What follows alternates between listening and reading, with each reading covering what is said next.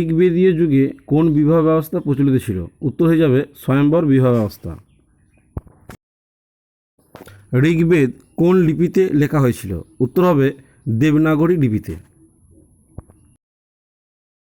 ঋগ্বেদে কয়টি স্তোত্র আছে? উত্তর হয়ে যাবে 1028টি।